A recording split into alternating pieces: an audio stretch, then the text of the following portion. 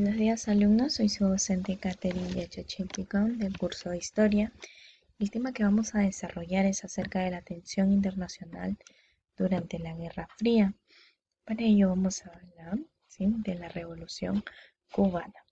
Tenemos que es un movimiento de carácter nacionalista dirigido por sectores de la pequeña burguesía e intelectuales de Cuba en contra del dominio norteamericano y la dictadura de Fulgencio Batista, cuyo gobierno había convertido a la isla en un importante centro de inversión estadounidenses. Entonces vamos a ver que ante este gobierno de Fulgencio Batista va a haber parte del sector de la pequeña burguesía que se va a revelar en la forma de cómo está él gobernando. Y es así que vamos a ver algunos de los antecedentes, que en 1898 se produjo la guerra entre Estados Unidos y España por la independencia de Cuba, Puerto Rico y lo que era Filipinas. Luego tenemos en el año de 1901 que se promulgó la eminente Pledge, que era un instrumento legal aprobado por el Congreso norteamericano para intervenir en los asuntos internos de Cuba.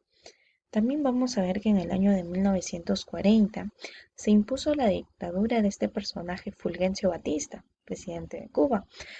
Fue respaldado por el gobierno norteamericano, quien le convenía que Fulgencio Batista esté en el poder. Entonces, vamos a ver el gobierno norteamericano es quien convirtió a la isla en un centro de inversiones, sí, conjuntamente con Fulgencio Batista, de capital extranjero, generando profundo descontento entre lo que era la burguesía nacional y el pueblo. La isla estaba con este periodo completamente entregado al capitalismo estadounidense, que controlaba el 90% de las minas y de las haciendas. El 40% estaba entregada a las industrias azucareras, el 80% de los servicios públicos y el 50% de ferrocarriles y de industria petrolera. ¿Entregado a qué? A capitales estadounidenses. Ese era el gobierno de Fulgencio Batista. Es por eso que parte de la burguesía nacional y el pueblo se va a rebelar a esta forma de gobierno. Tenemos también como antecedente que el 26 de julio de 1953, vamos a ver que Fidel Castro comenzó la insurrección en contra del gobierno de Batista, con el asalto al cuartel de Moncada, pero fracasó y este personaje, Fidel Castro, va a ser condenado a 15 años de prisión en la isla de Pinos. Tenemos también que en el año de 1955, como antecedente, los presos políticos fueron dados lo que era la amnistiados, ¿sí? Fueron amnistiados y Castro se exilió en México, donde creó un movimiento el 26 de julio, y es así que el 26 de julio reorganizó a las insurgentes y entró en contacto con el argentino Ernesto, también conocido como el Che Guevara, ¿sí? Y es así que vamos a ver que en diciembre de 1956 Castro desembarcó en Cuba a bordo del yate Graham y se adentró en lo que era la Sierra Maestra, donde recibió el apoyo mayoritario de lo que eran los campesinos y comenzó la guerra de guerrillas contra el gobierno. A fines de 1958, la guerrilla había acabado prácticamente con la resistencia del ejército de Fulgencio Batista, y es así que el 1 de enero de 1959 vamos a ver que los guerrilleros van a tomar La Habana, obligando a Batista a huir, y este personaje, Batista, se va a refugiar en Santo Domingo. El 8 de enero, vamos a ver después, el 8 de enero de 1959, Castro entró en la ciudad y designó como presidente a Manuel Urrutia Lleó, aunque el poder efectivo vamos a ver que estaba en sus propias manos de Fidel Castro. Es así que en julio de 1959 Urrutia, Urrutia, descontento por la negativa de Castro a celebrar las elecciones, va a ser sustituido por Oswaldo Dorticos, ¿sí? Dorticos. Entonces, vamos a ver que ya con Oswaldo Dorticos, en 1960, se da un nuevo gobierno que adoptó medidas radicales, ¿sí? Tenemos aquí que se aplicó la ley de reforma agraria que entregaba la tierra a los campesinos, ya que ellos van a ser los trabajadores. Nacionalización de la industria, la creación, vamos a ver que acá ya las industrias no van a estar financiadas o trabajadas por el capital norteamericano, sino van a ser trabajadas por el mismo país de Cuba. También se dio la creación de un ejército nacional, se dio la alfabetización de la población. Ya sabemos que la población educada va a analizar mejor la situación. Tenemos también que se dio la firma de tratados comerciales con China Popular y la Unión Soviética, la URSS. En 1961, Estados Unidos rompió relaciones diplomáticas con Cuba. Asimismo, fracasó el desembarco en la bahía de Cochinos, que era la playa de Girón. Este fallido intento norteamericano por parte de los norteamericanos por derrotar al régimen castrista. Fidel Castro declara estratégicamente el carácter marxista y leninista de la revolución, buscando el acercamiento y la alianza con lo que viene a ser la Unión de Repúblicas Socialistas Soviéticas, que viene a ser la URSS. Con esa finalidad declara que, que su revolución fue marxista y leninista, para contar también con el apoyo de la URSS o darse las alianzas. En 1962 se produjo el acercamiento de Fidel Castro y el primer ministro soviético, que es Nikita Khrushchev, ¿sí? Se dio el primer acercamiento. Tenemos que la URSS colocó rampas nucleares en Cuba, produciéndose así la crisis de misiles. Aquí vamos a ver también que Kennedy y George Khrushchev van a llegar a un acuerdo de desmantelamiento de las armas nucleares en Cuba. Tenemos también que en el año de 1965-67, la OEA, que es la Organización de Estados Americanos, ordenó el bloqueo económico de Cuba como un país líder de tercer mundo, ¿no? O en la actualidad se conoce como en vías o ejemplo de países superados.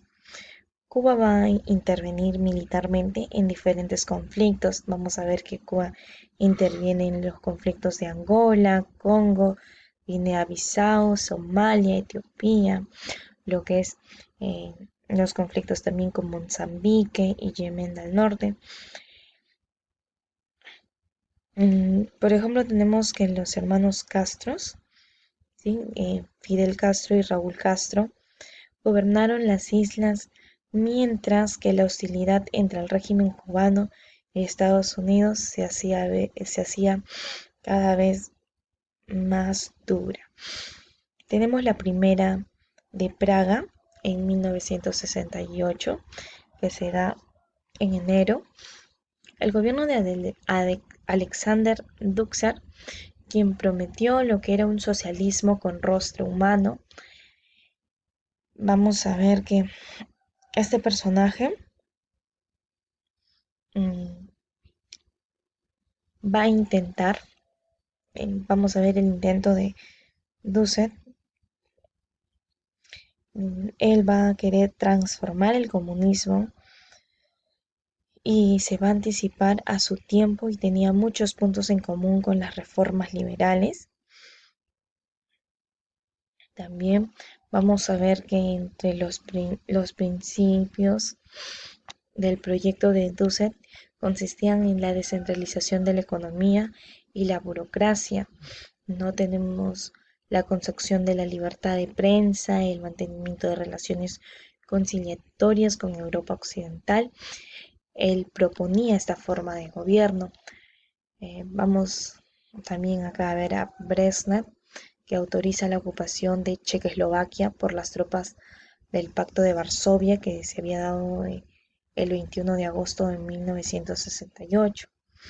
Se da el Pacto de Varsovia. Se produjeron también sublevaciones y en abril de 1969 Dussel fue sustituido por Gustavo Husal, un miembro de la oposición conservadora.